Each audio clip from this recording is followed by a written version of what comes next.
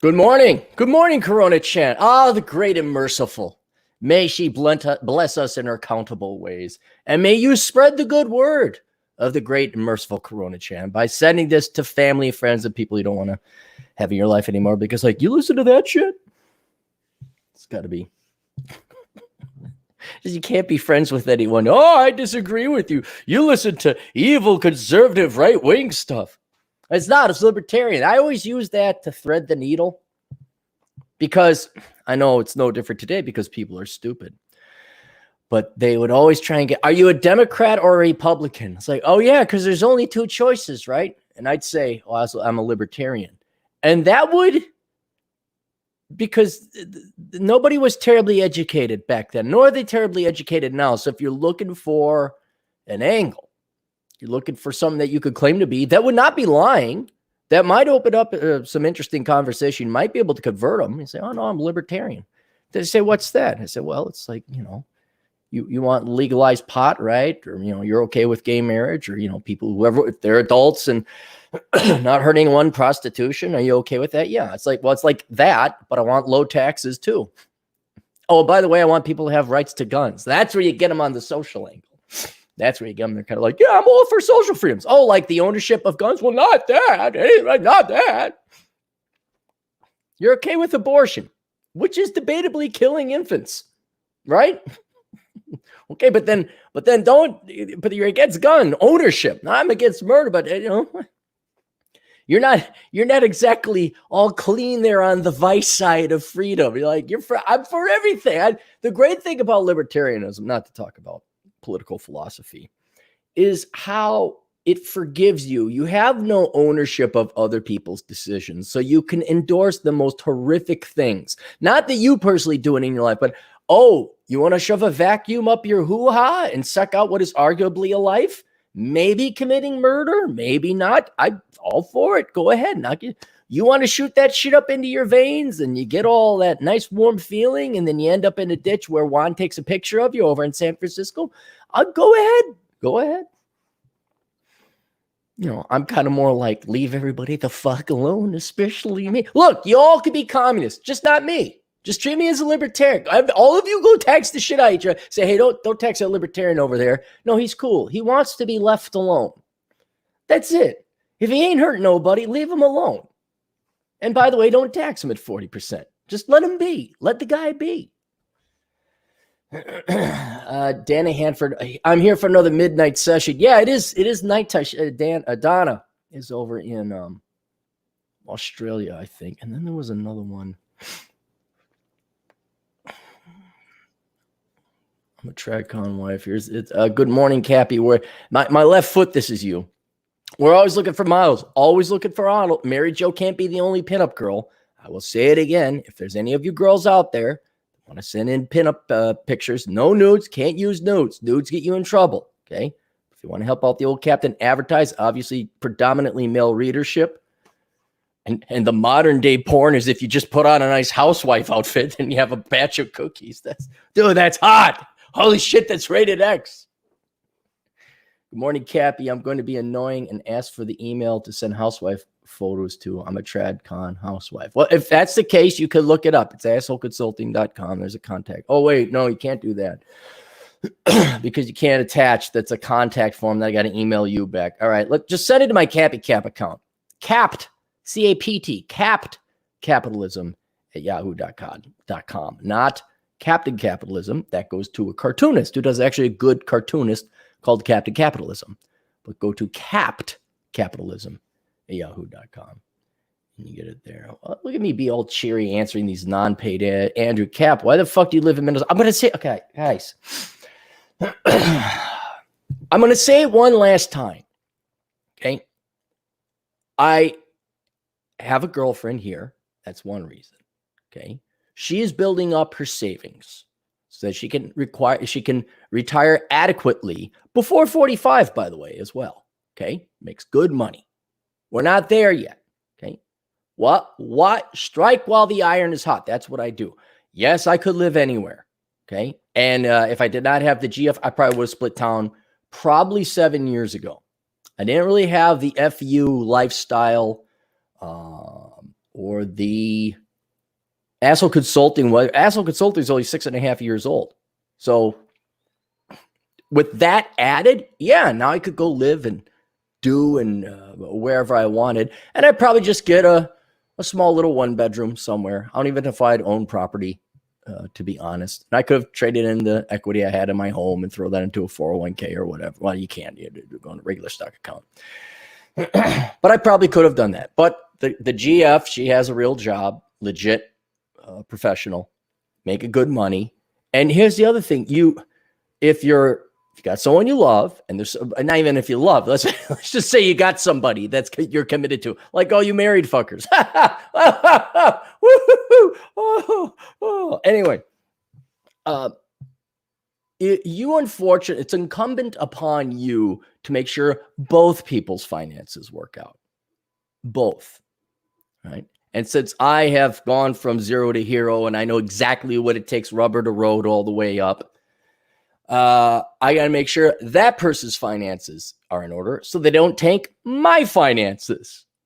It's early retirement. That's all I've ever wanted was early retirement. And one could arguably say, well, when's the last time you worked a real job? That was 7 years ago. Admittedly, technically, I'm retired from the corporate world.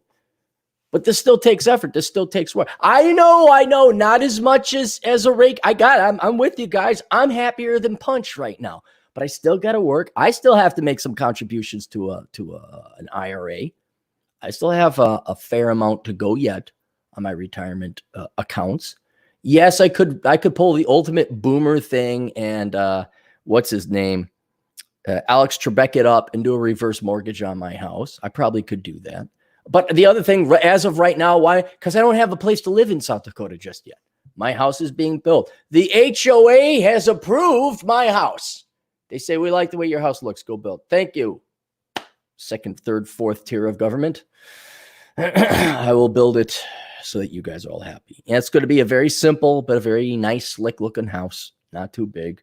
And then when the house is built, I'm getting the fuck out of here. So it's going to be about a year. Or at least I'm going to go hang out there, during summers.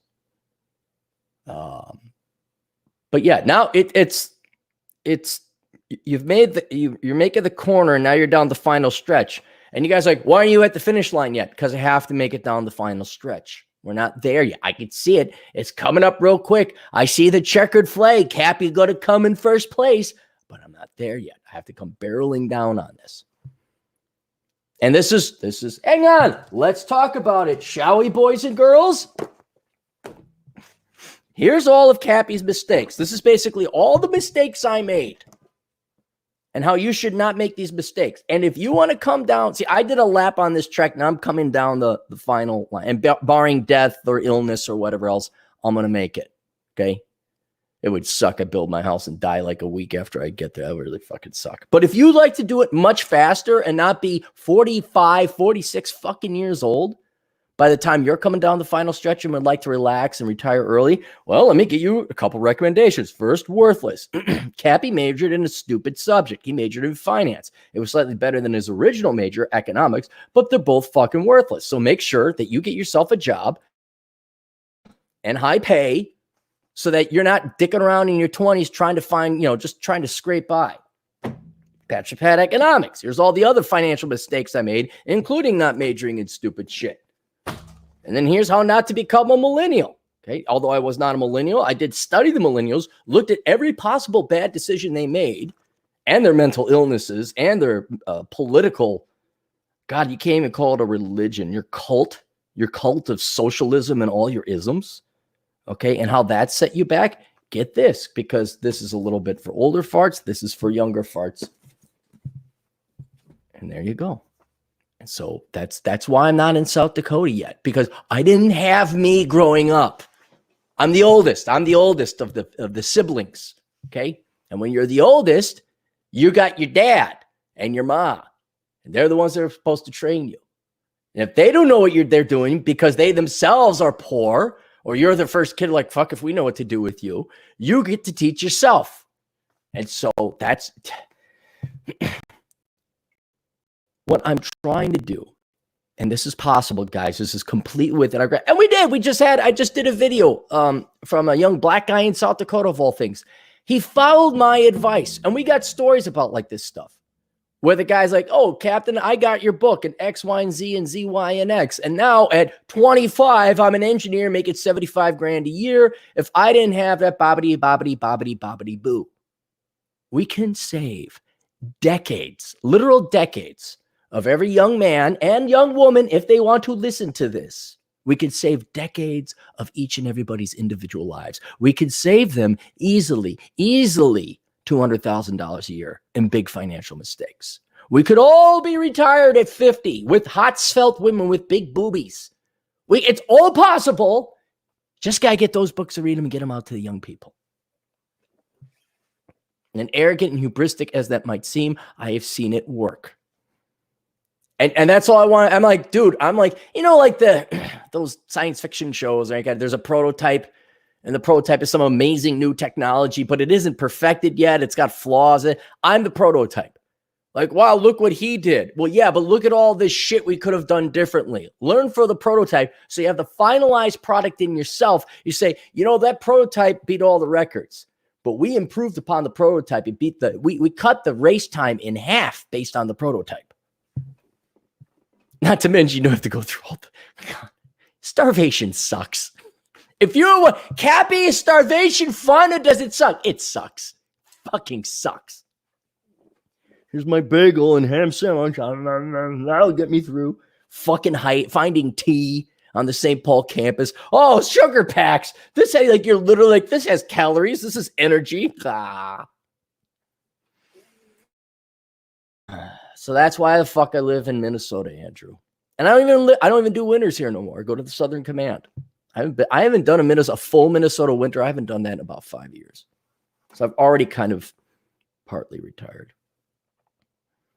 Our good buddy Kevin McComber, our resident socialist. Libertarians live in a fantasy world. It's never worked. What do you call the United States of America, Kevin? Before now, before not Theodore Roosevelt, before 1913 guy, World War II guy, Wilson. Not Wilson. Why can't I remember his name? Woodrow. Before Woodrow Wilson, we had it. That was what America was. This big ass country that put a man on the moon and largest economy, pretty much every major invention that the rest of the world depends upon. All right. I can't even say that was us because us doesn't exist anymore. That was those guys about 100 years ago. Okay. Industrial Revolution, all this shit that we did. That was Paleo Americans. Now with the new Neo Americans, like, give me my Hulu. Where's my Trump bucks? Yeah, we ain't inventing shit. But we're not a libertarian society. We're a libertarian society. Admittedly, arguably, you could say that the Prohibition days and there were some Christian things that were not terribly libertarian. Slavery, obviously not libertarian. But I'm pointing out that we kind of had it where tax rates were around 3%. You left people the fuck alone. Libertarian. It's not. It's happened. We've done it before.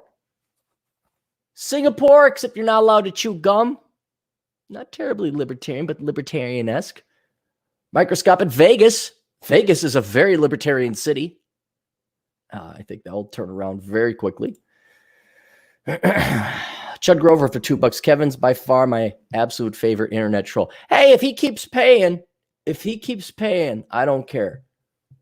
You guys can go ahead and do that. Let us get to what do we got here? What do we got? No, that's not that. This will probably be a short one, guys, because I had a weekend where I sat and did nothing.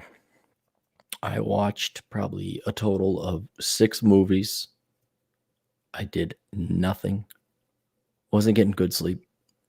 But today I got 9.5 hours of sleep. Felt very good. Very good. I'm training for Moab. Moab is coming up here next week. Flying out to Vegas Wednesday. And then,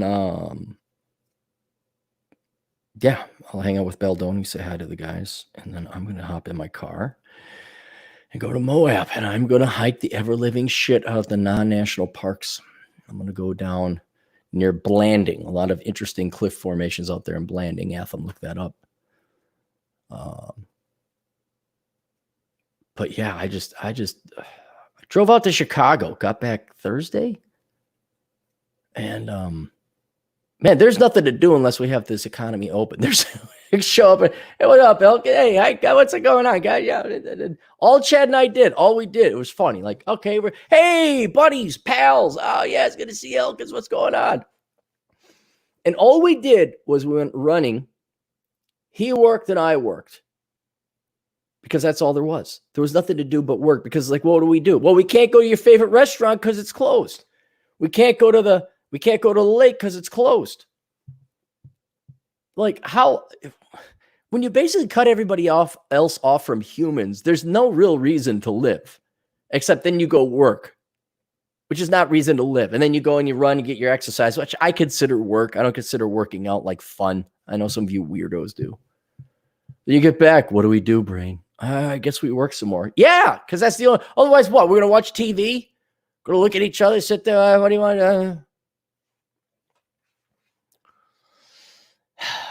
And so then I visited my old man on the way back, and then got back. I'm like, oh, and I guess like, okay, the funnest part of the trip was when we all went to the speakeasy. I can't tell you where the speakeasy was because then it wouldn't be a speakeasy, and the feds would raid. Shit, the cops raided a place in Cappy, Massachusetts recently because there was a bar.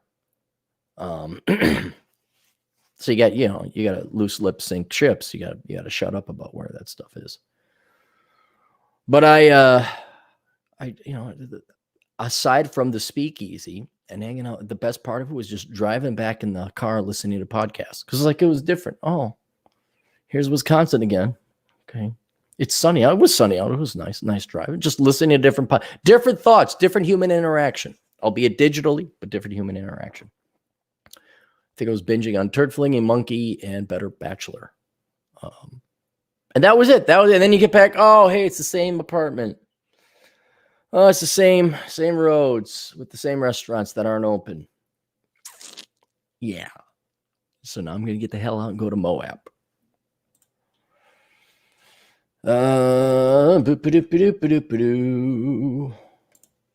Usama Abdu, $5. Cappy, what's your IQ, by the way? Any thoughts on the Eisenhower era tax rate versus the current rate? I'll have to look that up. My IQ, I test between 136 and 141. I know in my book, Curse of the High IQ, I did an example where I said, let's say somebody has an IQ of 125. And then I talked about when I got tested. Like, dude can't make up his mind what his IQ is. It's like, no, well, you didn't read that book correctly. So it's like high 130s, I guess. And you know what? It's probably gone down because that was like, I tested that back when I was younger and was much more couth with math, way more couth. And I do believe in IQ elasticity. A lot of people think it's hardwired, and it is. Like you got this core competency, like you're able to do on any given day, you're able to do X. But if you go do some math problems and you train up your brain and you work on puzzle solving problems, you could score higher than the IQ. But unless you're like working out, unless you're going to keep that level of practice up, your IQ is going to go back down to whatever it is. So I believe people's IQ, and I believe people's IQs can change permanently. You can either increase them or decrease them with, consistent, regular, intellectual, rigorous activity, or, drugs and booze where you can just kill it. But then again, maybe you want to. What's that like? You guys are all dumb and stupid and happy. You're happy? Gurgle, gurgle, gurgle, gurgle. Hey, what's up, guys? Yeah, the game. I saw the game. The guy threw the ball to the other guy, and it was really good, man.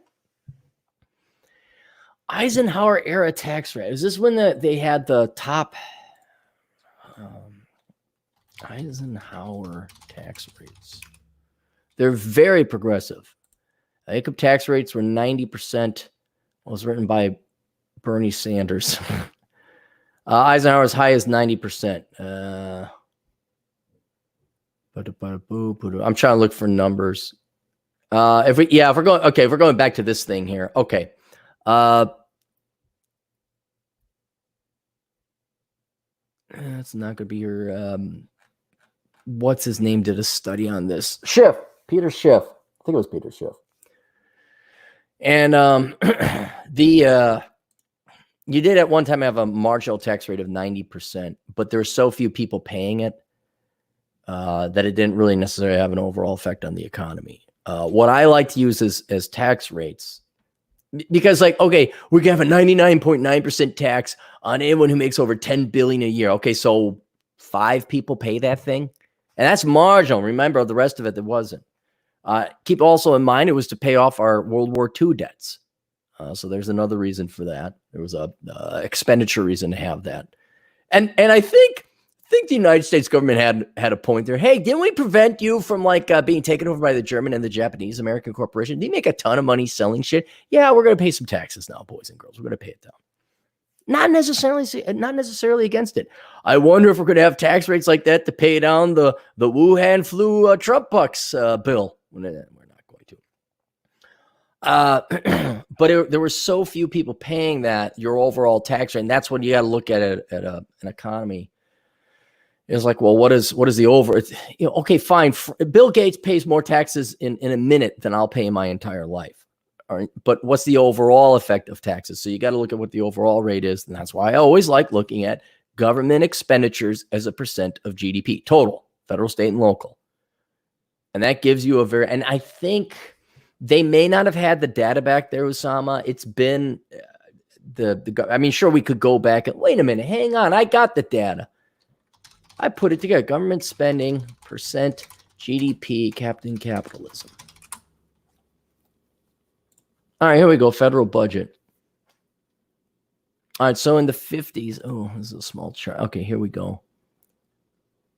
Yeah, so in the 50s was around 19%. That's federal. And then in the 80s, curiously enough, it went up to almost 25% under Reagan, then went down under Clinton because the economy was growing. And then it just spiked up to 30 under Obama because that was the beginning of the crisis. Technically Bush. I'd stand corrected, Bush and Obama, because they did that. Now you can see the big jump here in World War II up to almost 50%, and World War I was up to 22%. But before that, it was about 3% federal. Government only took 3% of taxes. And now this is just federal, mind you. This doesn't add it in state or local. Federal is, I'd have to update this chart for the past 10 years. I think we're around the 20s, 25. But then you add in state and federal, it's 40%. So it's higher now than it was in the 50s, making my point that overall, yes, okay, you had these 90% tax rates, but overall, you're still taking more today than you were back in the olden days. Ooh.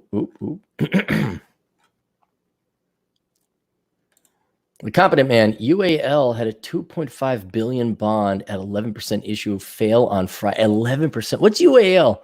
Neiman Marcus filed for Chapter 11. And CHK report a loss of minus $852 a share. Disney issuing 40-year bonds. What's UAL? Hang on. What's the ticker symbol for that? Is that U-Haul? United Airlines. Okay.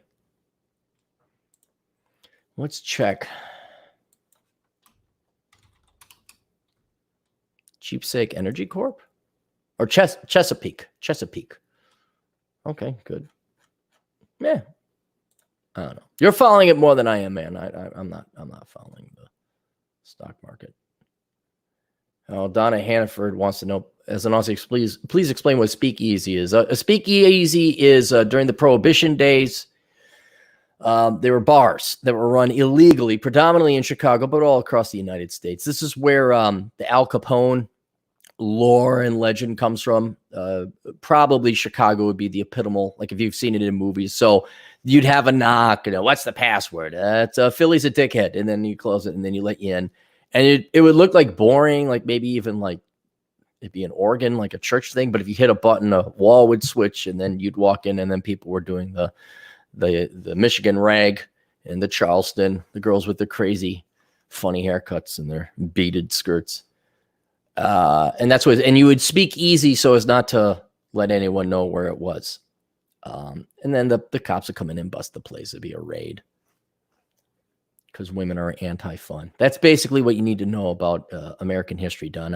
American women are anti-fun. You can't, anyone whose lips who touch Alcohol won't touch these lips. It's a bunch of ugly, fat old broads from 1920. Like, oh, darn. A noxious squid for 2 British pounds. Karen equals dentist and Tyrone equals dentist, and Tyrone is studying calculus 3. Huh? I don't get it. Kevin McComber for $2. Make 90% marginal tax rates great again. Yeah, and then like, just did you see what Elon? Let's go to this. We got this now. We might as well. This is very. You'll learn about capital flight, Kevin. Elon Musk announced that Tesla will move its headquarters and more from California to Texas. Oh, I wonder why they chose Texas. And Nevada. Oh, I wonder why they chose Nevada. Due to the local response to the coronavirus, which he believes is excessive. Over the last few weeks, Musk has been criticizing the shelter-in-place orders and restrictions related to the pandemic, going so far as calling them fascist. Things are now starting to ramp up from just talk to actions. As we reported earlier this week, Tesla attempted to reopen a Fremont factory following comments from California's governor about starting to slowly reopen the state. But Alameda County, where the Fremont factory is located, shut down Tesla's attempt to restart production. My God.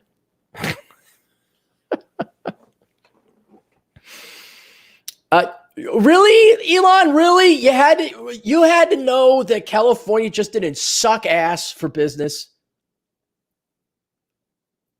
What is with you rich people, like who are like IT people? Like, you got to be in California. Why? Why are you in California? What the fuck is wrong with you, Silicon Valley dipshits? I mean, are your politics that bad? Are you that? It's a cult. It really is a cult. You look at all these idiots that work over at Silicon. They're geniuses in one regard. IT geniuses, true pioneers from all across the world. All across the world. The best go there. But then you dipshits are brainwashed to think that, shoot, I pay 40% taxes. You guys are paying 50 or 60%. If you want to factor in the overpriced costs of things like rent in California because of government regulations, which isn't a direct tax, but it's a compliance cost. It's a regulatory burden.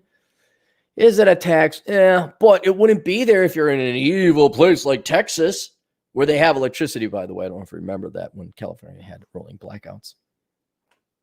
It takes you now, Elon. That's why I get a kick out of this Wuhan flu, is it takes a pandemic to get young, dumb people to realize that they don't need to go to college physically, that we don't need to send our kids to school physically, that parents can raise their kids. They can educate their kids. We have the internet. We don't need to commute, all this shit. And now it took that much to get Elon Musk, a pretty super smart guy, pretty intelligent guy. It takes this for you to realize that California's fucking you in the ass. In response, Musk announced on Twitter that Tesla is filing a lawsuit against the county. Tesla is filing a lawsuit against Alameda County immediately. The unelected and ignorant interim health officer of Alameda County has acted contrary to governor, the president of our constitutional freedoms, and just plain common sense. The CEO went on further to announce that Tesla would be moving its headquarters and future programs to Texas and Nevada. What? I wonder if it was a positive ROI to just start there in the first place. I want to make a profit. You want to make a profit. So you leftist entrepreneurs have to ask yourself a question. Do you want to make a profit, or do you want to adhere to your politics? What's more important? If you want to adhere to your politics, well, then you stay in California and you don't make a profit. But if you want to make a profit more than your politics, you go to a no-tax state like Texas or Nevada or South Dakota. A little cold up there, I know. California, little pussies. We need our sunshine, need our sunshine, need our sunshine, need our sunshine. I know you're all pussies, so you can't handle the snow. Actually, I can't handle that being a hypocrite, because I ain't staying in South Dakota in winter. I go to the Southern Command because fuck winter. Musk even suggested that Tesla might not keep Fremont factory, where it employs about 10,000 people, depending on how it gets treated in the future. If we even retain the Fremont manufacturing activity at all, it will be dependent on how Tesla is treated in the future. Tesla is the last car maker left in California. Yeah, something about that, Elon. You're not a profitable car maker.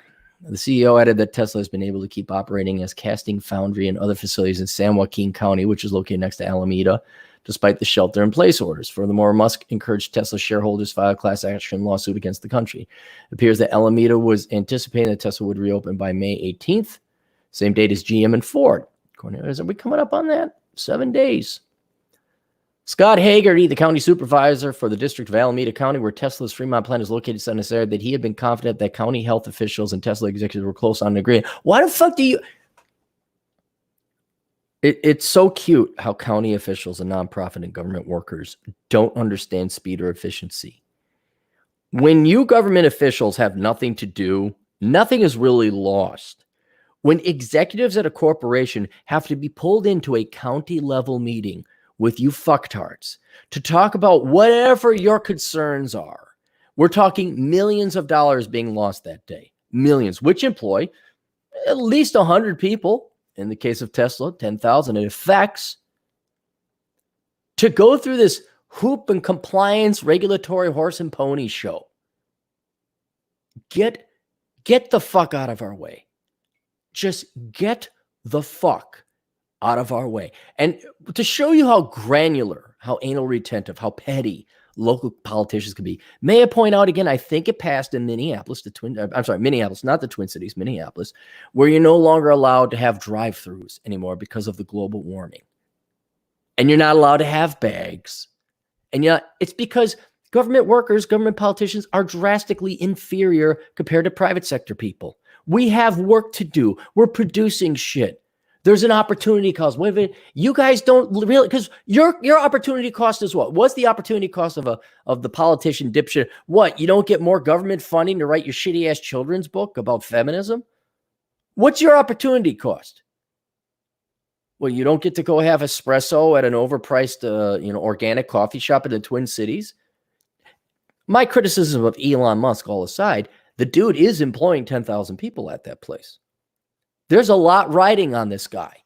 His opportunity costs are in the millions of dollars probably per day.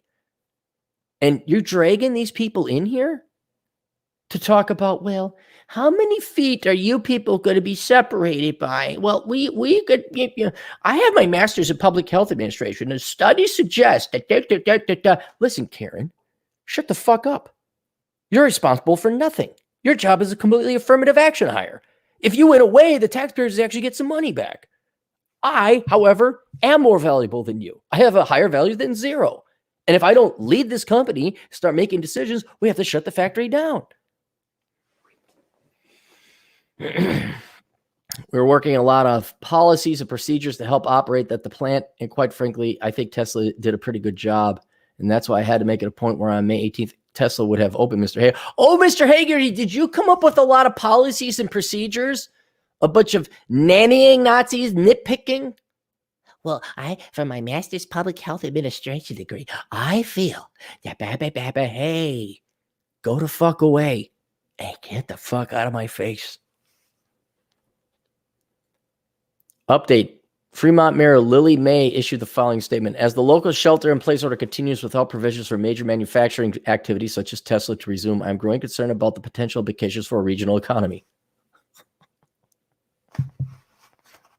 We know many essential businesses have proven they can successfully operate using strict safety and social distancing practices. I strongly believe that same practices could be possible for other manufacturing businesses, especially those that are so critical to our employment base. The city encourages the county to engage with local businesses to come up with acceptable.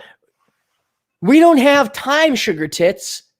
We got to go now and meet with the mayor and the city council. And then we got to go to the health department. Then we got to do that on the county level, not just the municipal level. Fuck off.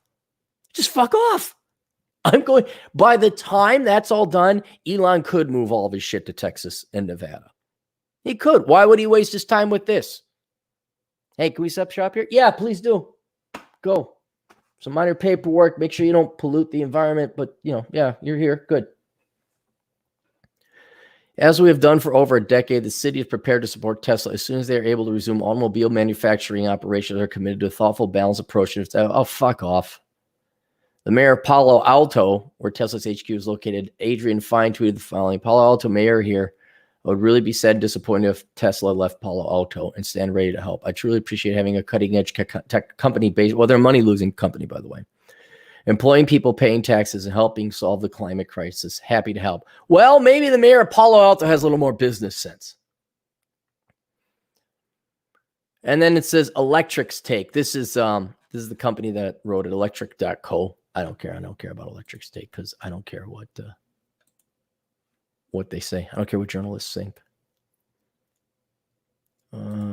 Jared Plow for $2. Goodyear for gardening food is better than silver bars. Yeah. I'm going to have a little bit of acreage on my property. I will be growing stuff. I'll be having food. Boo-da-boo, boo-da-boo, boo-da-boo. The Competent Man for $2. Remember the temperance societies? I remember the phrase, what were temperance societies? Like just women that would withhold sex, temperance societies. For a while, temperance groups increasingly pressed for the mandatory prohibition of alcohol rather than for voluntary abstinence. The American Temperance Society was the first U.S. political movement organization to mobilize massive and national support for the reform use. And it's all women. It's all women. It's all ugly women that just don't want to have fun.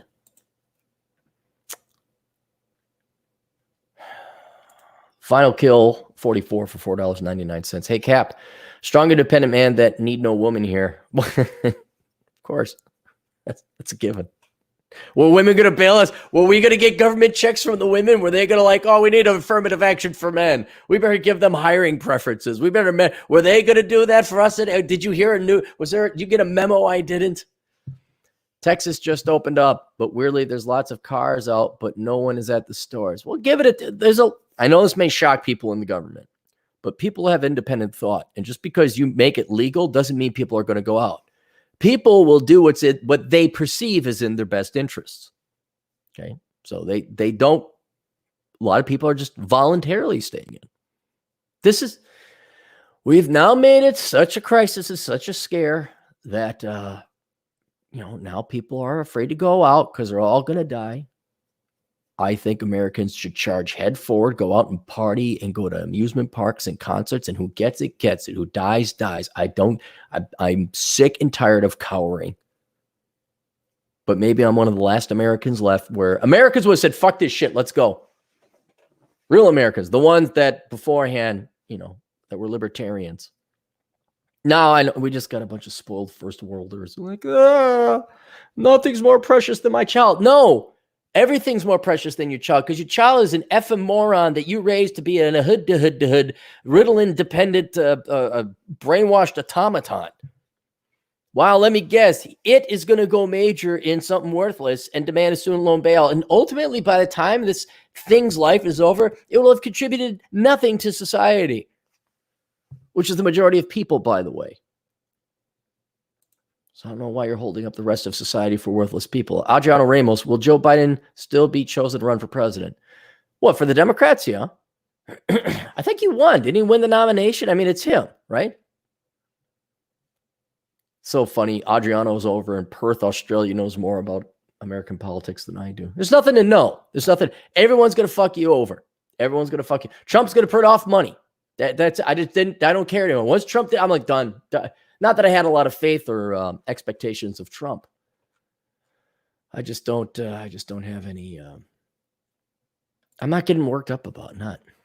Resurrecting Man for $10. Thank you, Resurrecting Man. I'm a fireman medic. Department just hired an emergency manager. 38, divorced, 2 kids, fat, and thinks she knows it all. But she has her master's in public health administration, right? Makes me sick. Getting ready for med school, moving forward. Thanks, Cappy. Dude, just be a hero and tell her to shut the fuck up. Just, if she ever gives you any shit, say, get your ass on this side. No, get on here, Karen. It's so sad that's not a stereotype because they're so prevalent now. Scott Ludke for $2. Texas will be as commie as California in 20 plus years. I don't think it will be as commie. You got to admit the amazing amount of progress California's made towards communism. Texas will not be as commie in 20 years. I'm still waiting for the day like Juan and his buddies wake the fuck up and realize the government stole their women, that maybe you should vote Republican. But I got relatives in Mexico. Fuck your relatives in Mexico. What are you going to do? Move to another Mexico with just as much traffic? It's called California. Maybe, okay, hear me out on this. For the Latinos who are flummoxed, they're perplexed, they're quandaried between, God, I really don't want to vote for socialism and communism, but I do want my relatives to be able to come here. Why don't on the national ticket you vote for Democrats and locally you vote for the Republicans and kick the fucking Democrats out of California? How does that sound? Does that sound like maybe you'd win in the long run? Because here's some of the Latinos got, white people don't. You guys got kids, lots of them, and they get to grow up in the shithole you're creating. Remember the shithole you tried to escape, right? Or your parents tried to escape anyway, and now you're all in the same shithole? You just recreated a new shithole in California. Well, maybe stop voting Democrat politicians locally, and on the national level, you vote Democrat. Because the border, immigration is a national issue. It's not local. I don't know why you're behooved to the local politicians. Hang on. Whoa. Cappy. Luke, thoughts on women that are absolute animals in bed? I'm for them. Why do you, there's no wrong, there's a wrong answer to that. That'd be you're against them. You want them to be animals in bed. Threw caution to the wind yesterday amid COVID and did the dirty with the new chick. Keep going. Yes. You've already had to. Wait a minute. Hold on. Is she really on birth control? Do you have a vasectomy, Luke? I mean, you got to give me more than that. Usually if they're that good in bed or they're that hot, there's going to be a problem. There's just going to be a problem. It's great for a while. Once you don't get invested in it, you're okay. You're fine. But, she's not your girl. It's just your turn. I think that applies very germanely to this topic right here. I think that's Juan. Where'd Juan go? Juan, $5.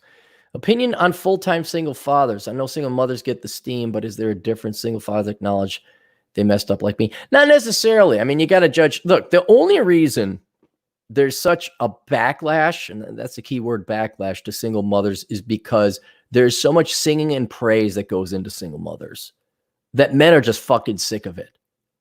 And I think now you're coming up on a second generation of men who've been divorced, and now 3 generations who watch their dads get divorced. And as they've grown up, they realize, no, this is bullshit. Well, they've known friends that have gotten divorced. And this constant praise, this constant dick sucking of single moms gets tiring. It's anything. When you get anything shoved down your throat, like Captain Planet, that was like where I was like, fuck off. All the shit you teachers said about the environment never has happened yet. Go fuck off. Same thing with religion. You have it shoved down, they're going to revolt. And so I think since the onus and celebration and praise is focused on single mothers, there's single fathers are ignored because they're a minority. And generally speaking, they're poo-pooed as all deadbeat dads and sperm donors and all that. But some of it's true. I mean, and let's be honest, some dads deserve to get divorced. Some dads were horrible dads, horrible husbands. But the propaganda is so focused on promoting single mothers that not a lot is said about single fathers, that it's, you got to do it on a case-by-case basis. There's some good single fathers. There's some bad single fathers. There's some deadbeat dads that never show up in the first place. But they were hot and the women needed their seed. And, you need alpha seed. I know single mothers get the steam as there are different single fathers acknowledge that they messed up like me. I don't think single fathers do necessarily all. I will admit that when you look at the anecdotal evidence, because I haven't seen statistics, but it could also be selection bias, so I'm admitting that right up front. A lot of the single fathers within this community, your Rich Coopers, your Terrence Pops, they've gone, and all these other buddies I know, they invest in their children. I think they all have daughters too, for some reason.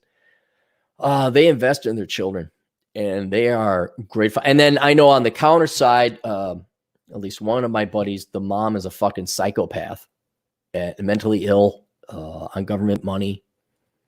So in general, based on the single fathers I know today, they are much better than the single mothers. At the same time, though, I know some great single mothers. They did the best they could with their children. They chose the wrong guy. They erroneously bred with that guy, and the children are suffering for it. But I've seen some single moms that are more responsible than their ex-husbands.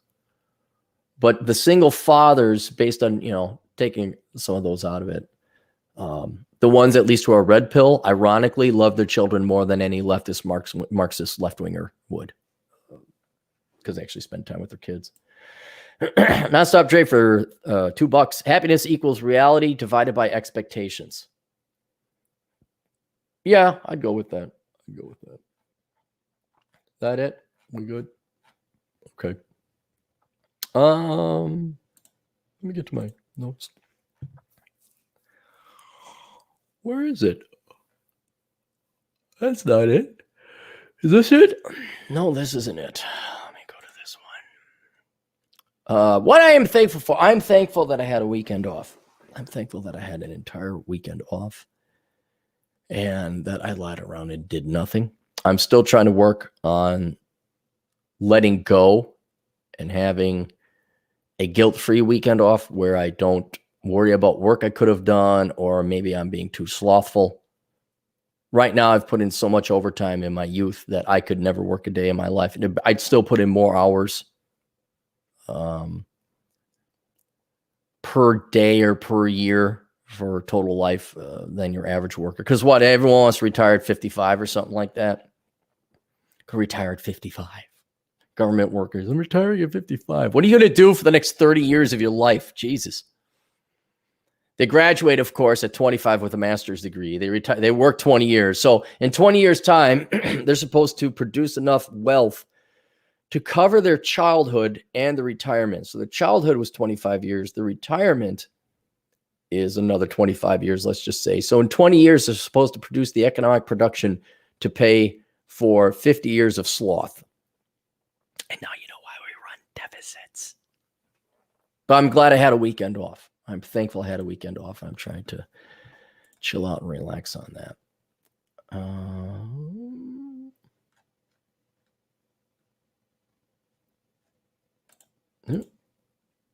Whoa. Dan Hunsaker, $2. Not on Audible yet. Still checking every day. Yeah.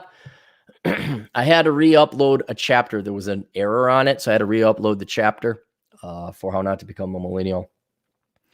And then they say, okay, it'll be 30 days before we get this. Like, 30. So when you upload all the audio files, it's a 30-day audit. Then I guess they just restart the whole process, even though it was just one chapter. And yeah, I'll let you know. I'll make an announcement. I'll let you know. This is, again, where we're dealing with the Karens and the county level commissioners of the world. Kevin McComber, $2. You know, most people on welfare work, right? No, Kevin. Welfare, if you're doing the TANF, TANF, yes, most people on TANF work. When we use welfare, it's a general term for all government handouts. And that includes Social Security, Medicaid, which means they don't. Dre, what inspired you to be a life coach and influencer? I didn't have a choice. This is what happened. Hey, guys, I tried. I got thousands of resumes I sent out. Hey, let me become a banker. Let me become an analyst. I could do this. No.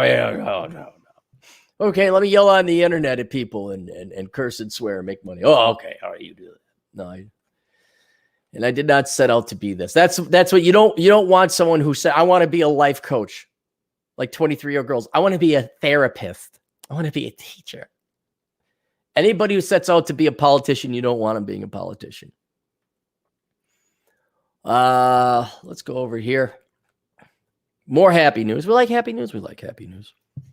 A day trader who bought hundreds of oil contracts was told he owed $9 million after a trading platform issue meant it failed to show oil's historic plunge below zero.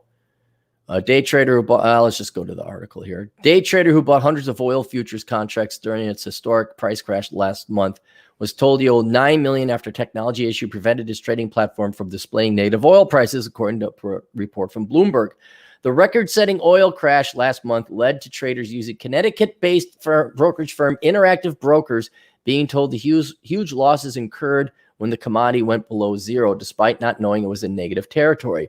When crude oil prices for May contracts plunged into negative territory for the first time in history on April 20th, the firm's software was unable to display the unprecedented move below zero, leading traders to use the platform to major losses. After the crash, which sent oil to a record low of minus 37, Saeed Shah, 30-year-old day trader from Toronto. Okay, guys, that's why you don't day trade.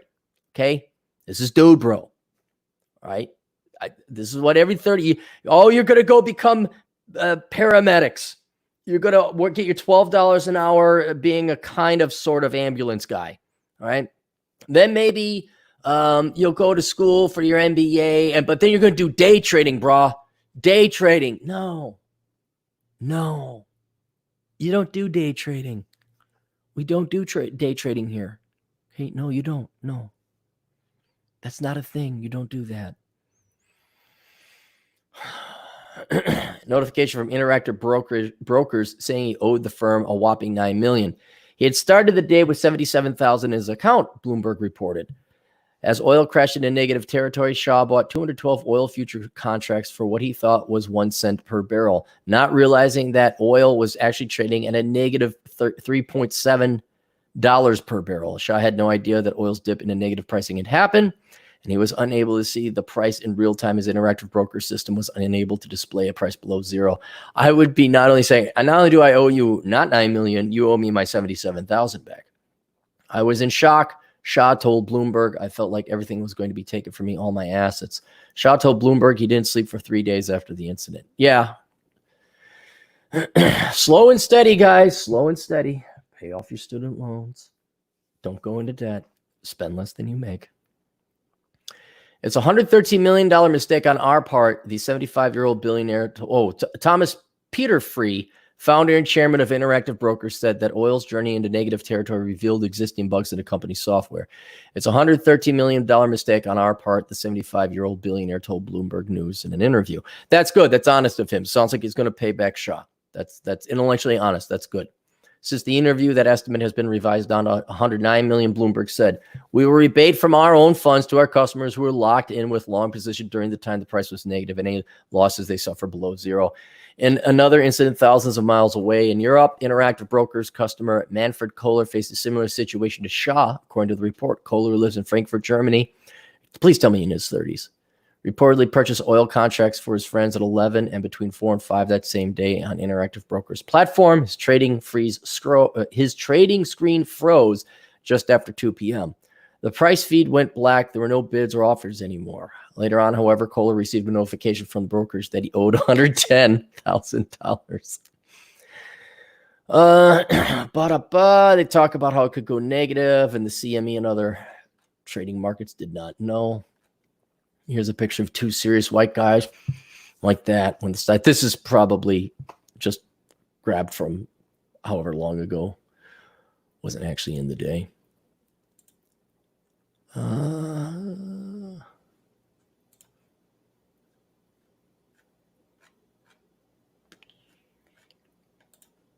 Eric Burns Marsh for $5. Cappy, on your YouTube page, where were you hiking in that picture? I'm starting from zero. How long would it take to get in that shape to hike that place? That is, I'm pretty sure Angel's Landing. It's in Utah, Zion National Park. It depends. Chris Beckloff made it up that, and Chris was in no good shape, but he did it. But it was death for him. I can get up that thing, I think, in under 2 hours. It's not that long of a hike, but it's pretty vertical.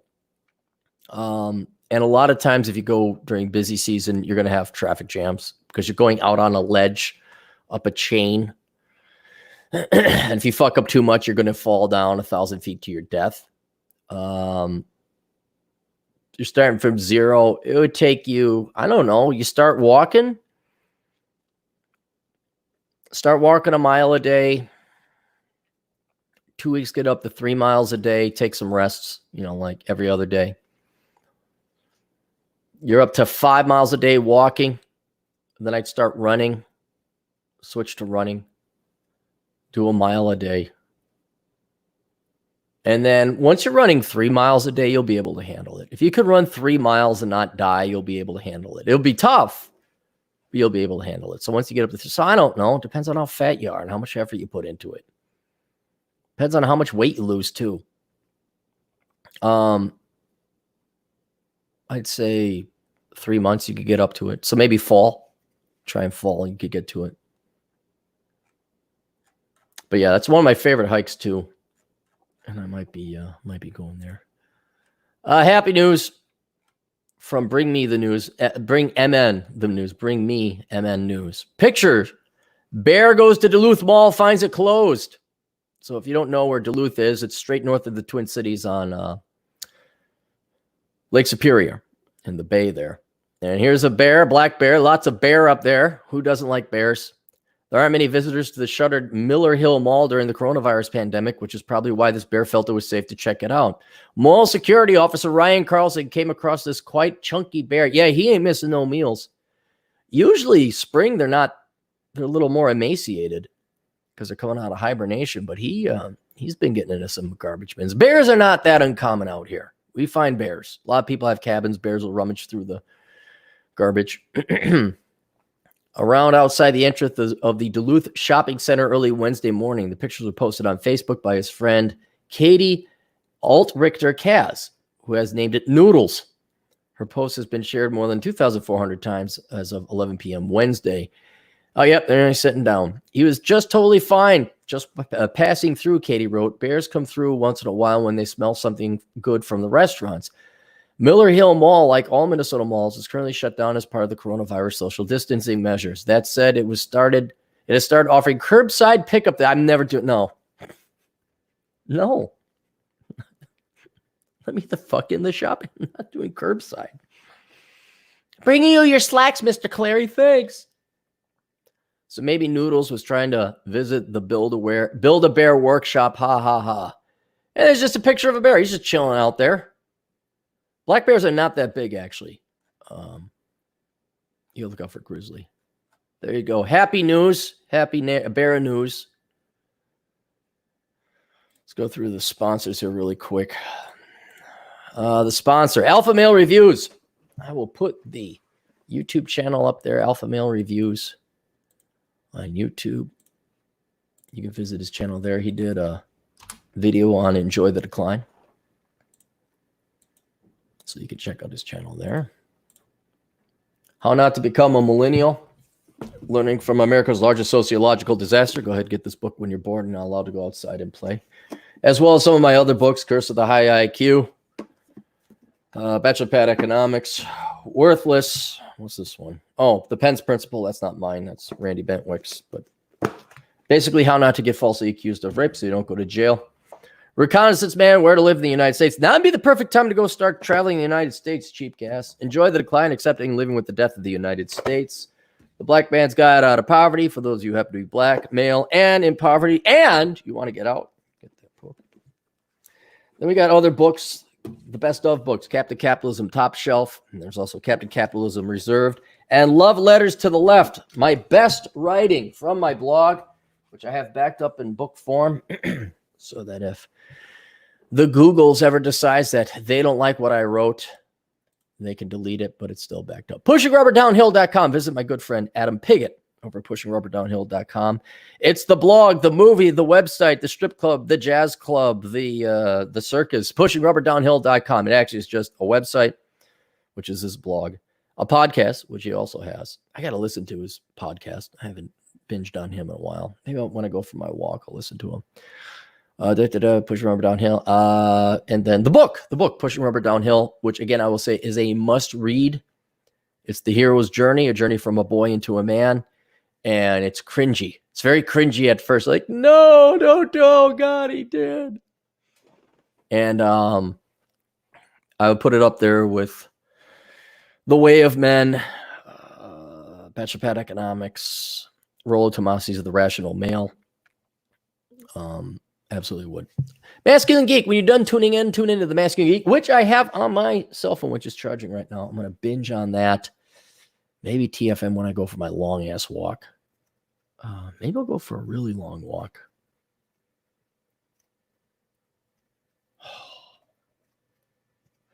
because noon I got lunch for a long walk.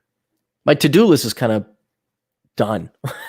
I know there's some other stuff. I got to go online and switch from a SEP IRA to a solo 401k, which, hurrah.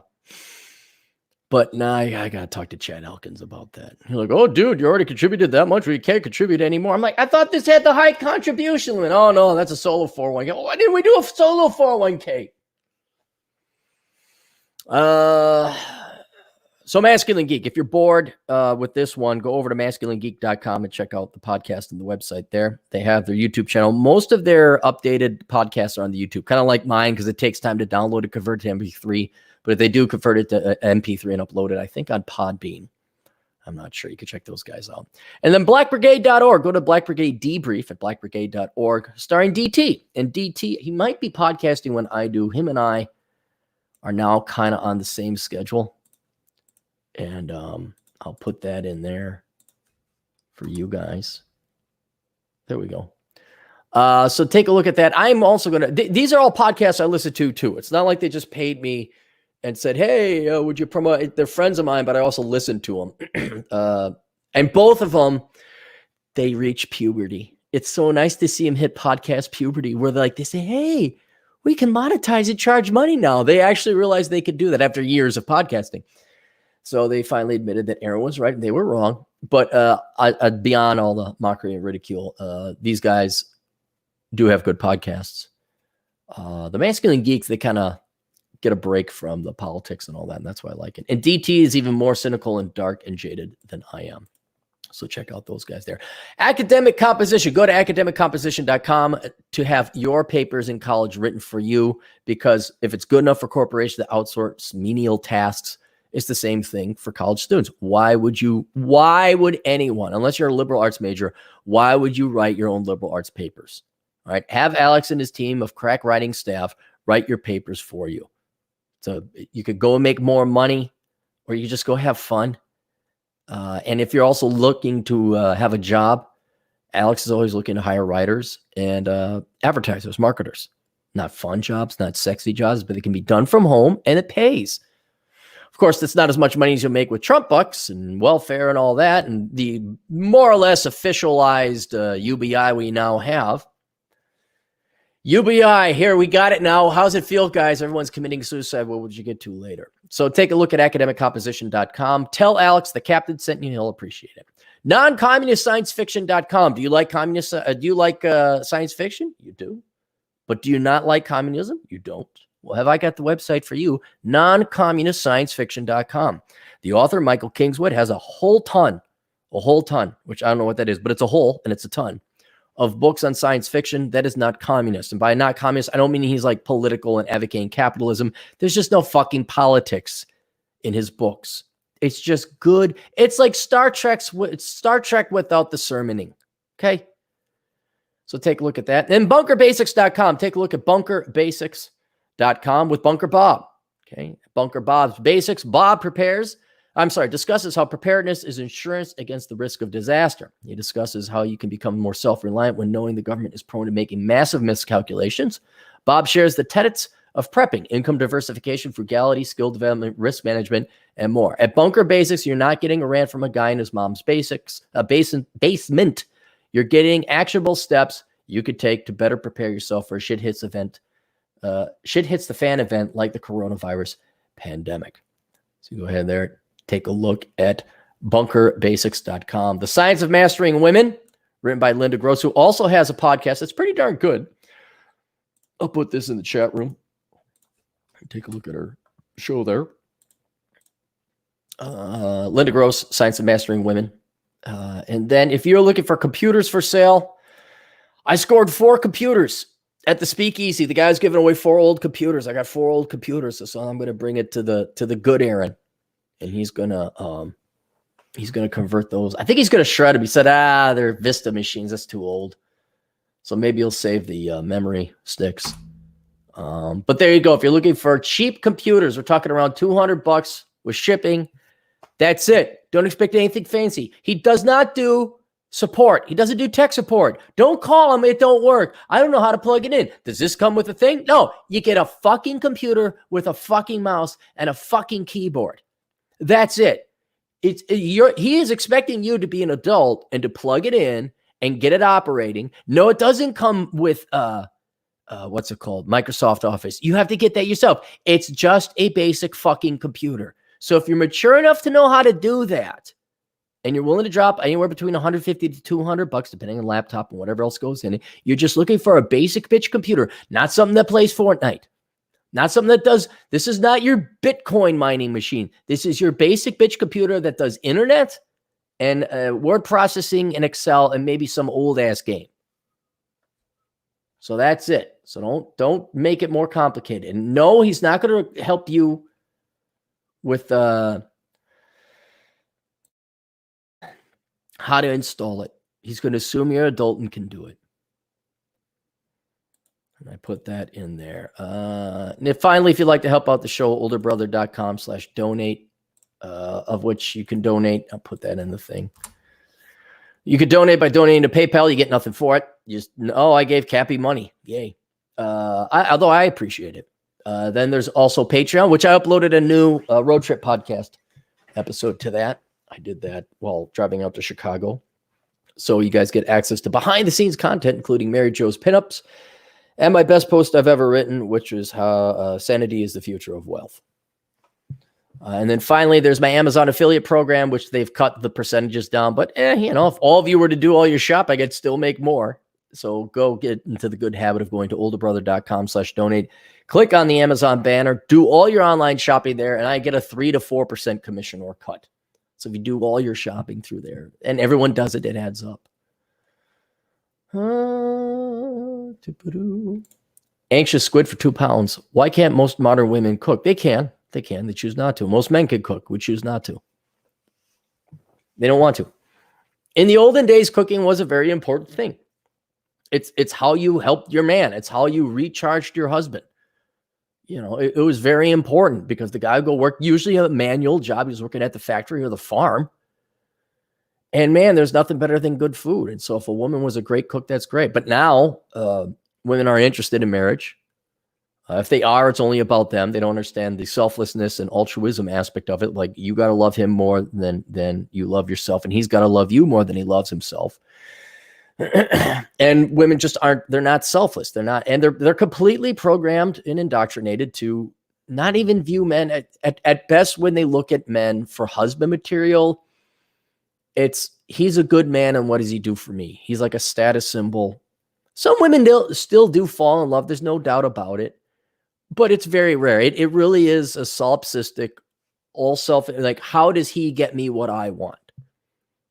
There's not a woman like, I love this man. My great grandfather, I found out about this. He was an alcoholic and he was a vagabond and that. But my great grandmother just loved him, just doted on this guy. Multiple stories. But she loved him, man, and she'd do whatever for him, and that's love. That's love. He had something she absolutely adored about him. Who knows? Personality. There's a couple pictures of him, and he's got this look. It's like that guy knew what he was doing, And my great grandma, she just had a beaming smile on her face. She knew what she was getting into. I'm sure she cooked for great grandpa Clary. I'm sure she did. But today, it's not that they're choosing not to. There's only so much time in the day, and now that they've been thoroughly convinced that they have to go to school, and they have to get master's degrees, and they have to, party and travel. My God, Elkin showed me the dating stuff. He showed me Bumble. I got the slide on the Bumble. And it's worse than I thought. I thought Chad's just showing me the bad. No, it's horrible. I've never... All the stuff they list on their dating profiles has nothing to do with getting a guy. It's all about them. There's no sales pitch. There's no salesmanship. It's not like, I'm a great cook, I stay in shit. Not one. It's like, I like to travel, degree, and fur baby. Fur baby was so common. But yeah, and that's the optimal one, where it's like, well, I kind of maybe like the guy, but I need a check mark. I need a man. There's no consideration. What can I do to make this guy happy? Most women, I would say, Or the next step worse would be they only look at a guy as a status symbol or sperm donor or resources. And then they expect, like, well, they're going to go continue their career and do that. So there's no staying at home to learn to cook. And then when the divorce comes, though, now you get to take care of the kids and you got to support yourself. There's no time back for all of the evil that nuclear families were. The one thing it had, and I would argue the main reason the nuclear families resulted in better sociological results, no crime, no suicides, no mental disorders, etc., is because of the division of labor. Men were allowed to go and make a lot of money. And I'd be very curious to see if a healthy, good quality meal every day reinvigorated the man, re-energized him to go forth and do more. And women would, this is not a lesser job, but women would stay home and take care of the kids and they keep the house. And it worked. You had stable and anchored and reared children. You had a father who would support the family, and you had a nice domicile to go back home to. It was clean. It was taken care of. There was food. You had your kids. Hey, let's play ball. Spank your wife in the ass. Have yourself a little canopper at night. Then you go and you're like, yeah, this is worth doing it. This isn't but now that's not a thing. I know a couple girls that can cook, but they're certainly not the majority. Certainly not. Final Kill 44. Wish to give thanks to Corona for shredding out the bad people in my life, gave me clarity on what's important in life, and snapped me out of La La Land. Did it? I'm kind of curious. Like, what didn't you? I mean, if you're already tuning into this Final Kill, you must have had some cynicism. All right, but it is turning and pulling the curtain back on a lot of posers, isn't it? Now, we have an article for that. Nonstop Dre for $2. How's Operation Evil going so far? It's not. I been dicking around with all this stuff and yeah, I got to write this next essay before I go to Operation Evil. But at the same time, I'm tired, guys. I'm tired. Finished that book. I was dealing with getting the house set up, dealing with the Southern Command. It just takes the life out. And then you got to get out and go do something. And for Operation Evil to go, I have to look at this screen. I have to look at a computer screen. I just don't want to look at a computer screen. I do look. I know it's not every day, but we try and get 3 Good Morning Coronachans out. We try to get, I try and get an older brother or Clary test out, or Clary podcast out. And then, but then you got to get out of the house. And then it's maybe when I go to Moab, when I'm sitting at the hotel, I'll be able to crack down on that. But Operation Evil, like, no, these ideas aren't going anywhere. Don't worry. But I will get them out and done, beforehand. Everything should be okay because I don't have to dick around with the house as much anymore, and I don't have to dick around with the Southern Command anymore. Classic Basement for $2. What's your thoughts on meditation? I'm not against it, but not me personally. My meditation is riding a motorcycle or going for a run or going for a long walk. For some people, it helps. A lot of people, it helps. I can't, it's like yoga, not for me, but I know a lot of people who use it and they like it. So if it works for you, sure. It's where it becomes like a false religion where you're going, namaste, namaste to random people on the street. Like, oh, I'm into Gaia and I'm going to fly to the Buddhist temple of the monk to find inner peace. Shut the fuck up. You're a bored, rich white woman who divorced her husband. Get the fuck out of here. Juan Cabrera, $2. Search San Francisco is giving free drugs and booze to the homeless. We're throwing more garbage for the rats. That'll solve our rat problem. I don't know. Do I have to, Juan? Is it shocking? 2, does it matter? And Rob Fugalski, part of the 1099 superior race, I might add. 1099 here, change of subject. Would a 500cc cruiser be a good starter bike considering I would like to cross-country roadie? I'm a newbie, less Kevin, more pumpkin swaddler. Depends on what you weigh. 500cc should get you there. But if you're going to go up some mountain passes, I remember having a Honda Shadow 750. I took that to Alaska and back, and that did not have the pep. I thought a 750cc engine would be good.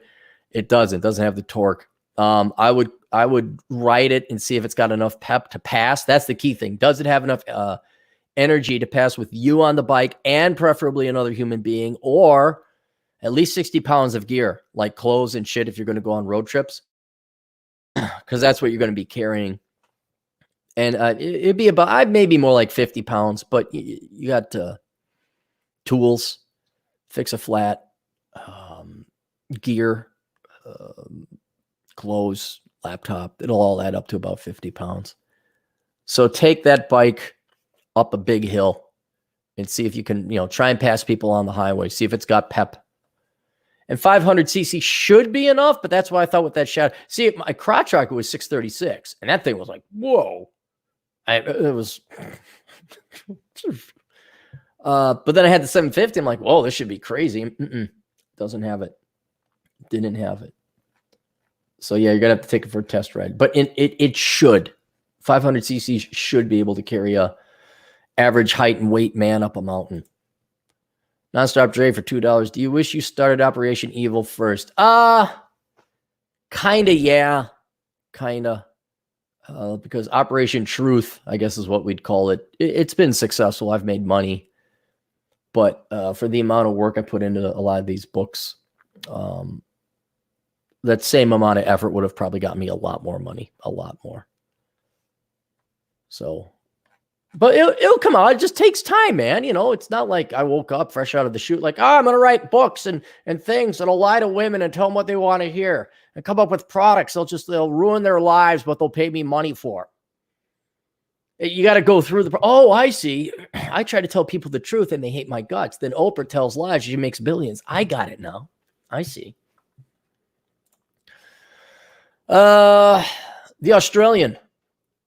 Coronavirus Australia. Suicides toll far higher than virus. Suicide rates in Australia are forecast to rise up to 50% due to the economic and social impacts of the coronavirus and tipped to outstrip deaths from the pandemic by up to 10 times.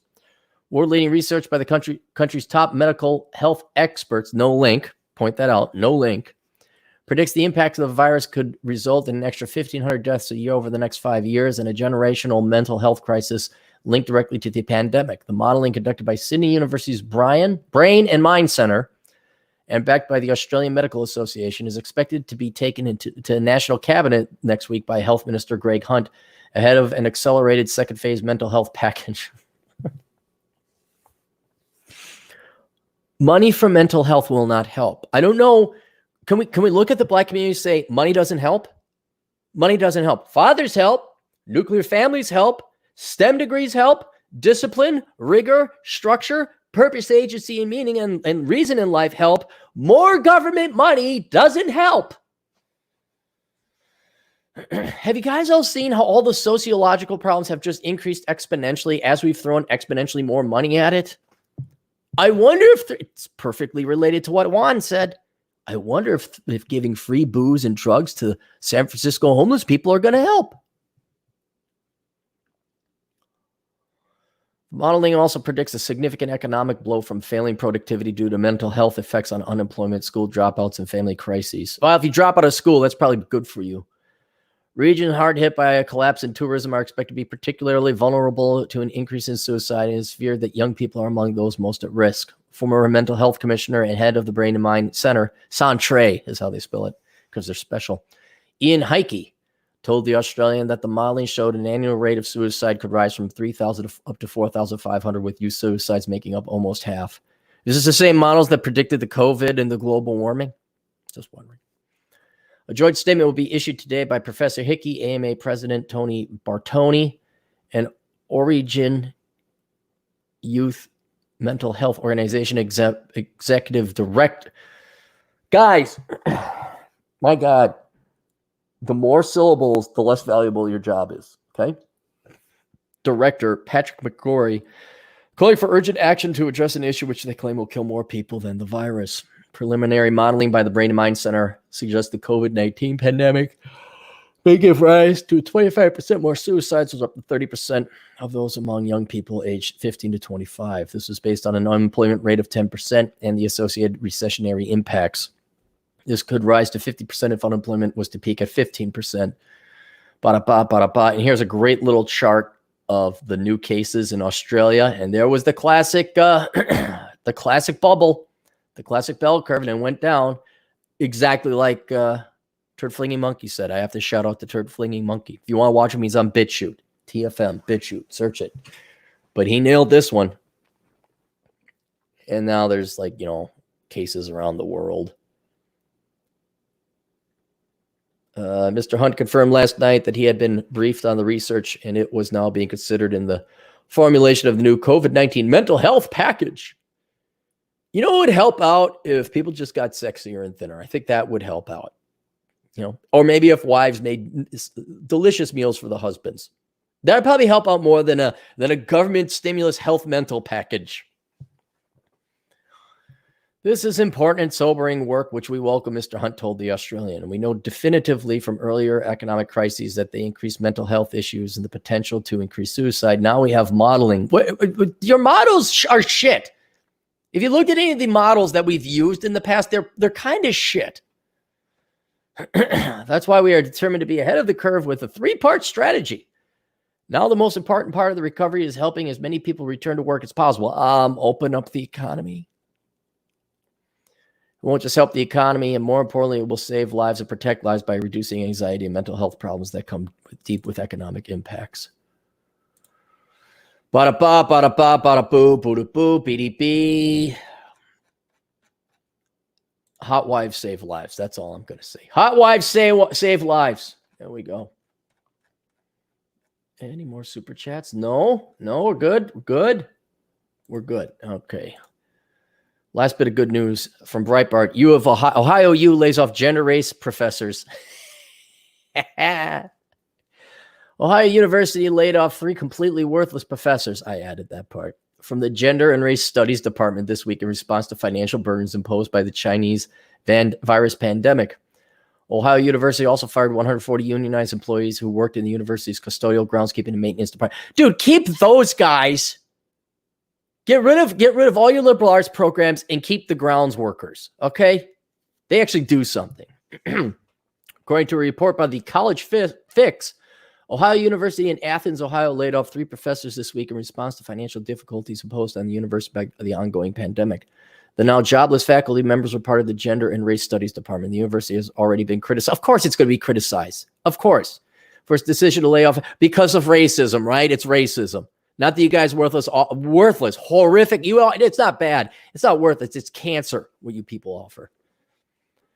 From the Gender and Race Studies Department's Ohio University political science professor Christine Taylor wrote in a viral tweet that she was heartsick over the university's decision. Oh, Christine, you might have to get a job.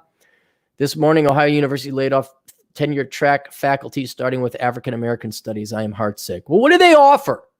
That actually helps African-American kids, They're not wasting their time in that bullshit degree. The woe is me studies department. They might actually go into accounting or something now. And I worry that this is the canary in the coal mine for other universities. Are other institutions doing this? Yes. Ohio University spokesperson Carly Leatherwood said that faculty salaries are the university's largest expense. The majority of the institution's operational costs are its employees, which requires the university to make extremely difficult decisions regarding our workforce, including today's action. Over 3,000 members of the Ohio University community have signed a petition that calls on the university to reinstate the professors, because that's all you know how to do is protest. Entire academic programs, including the completely worthless African American studies and women, gender, and sexuality studies, are facing elimination. Faculty has been excluded almost entirely from the decision-making process, the petition reads. Yeah, because you're fired. You offer nothing. You know what? And maybe it's a good thing. Because here's the thing. If these professors were bringing in the money, like people are just banging to get at they'd have to expand the program, I could understand. But you're not. Maybe that's a good sign that the kids are waking up and realizing this woe is me bullshit studies. It's just victimhood ideology doesn't get you a job at Goldman Sachs. On Monday, the American Association of Professors Ohio University chapter released a statement in which it condemned the university's decision. They look how they're so precious. They think they're entitled to a lifelong job. Would destroy the university's commitment to diversity and inclusion. Further, the ostensible action not to renew the 3 faculty's member of women's studies will irredeemably weaken or destroy programs that directly supports diversity and inclusion, which should not be supported. That is racism. That is bigotry. That is, and it's above all else, a horrible financial burden upon the students that take it. It's a horrible liability. These terminations must be reversed, and there must be a halt to any further personnel decision. Oh, fuck off. Breitbart News reported in May of 2018, the vice president of diversity and inclusion at Ohio State University makes almost $200,000 a year. By comparison, the average full-time professor at a public university earns $126,000 a year. I wonder why tuition is so expensive. I just wonder why. Does that make you feel nice and warm, guys? Nice and warm? All right, let's take a look here. Nonstop Dre 360 for $2. Do you wish you'd... Oh, we already did that one. There's another one down here.